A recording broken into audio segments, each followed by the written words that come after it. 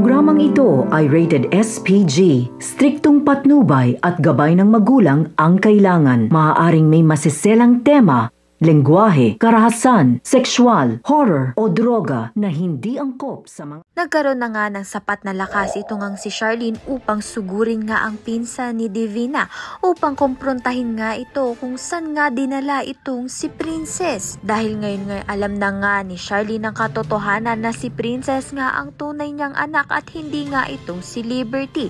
Kaya naman nga't piniga nga nila itong pinsan ni Divina upang sabihin nga nila kung nasan nga itong si Princess. At hindi rin naman nga nagtagal ay natuntun nga rin nila Charlene kung nasan nga itong si Princess at buti na nga lang sakto ang dating nito ni Charlene dahil patulak na nga itong si Divina dito nga kay Princess upang mahulog nga ito sa bangin at hindi na nga sila magkita. Ngunit dahil nakarating na nga itong si Charlene ay nasagip niya nga ang kanyang anak na si Princess. Sa kabilang banda naman nga masakit naman para kay Divina na malaman ang katotohanan dito nga kay Raymond na mahal pa rin nga ni Raymond itong si Charlene. Ngunit mabuti na nga lang yun para hindi na nga siya umasa pa na mamahalin pa nga siya nito ni Raymond. Kaya naman nga't yan at iba pa ang dapat natin pakaabangan. Maraming salamat sa iyong panonood.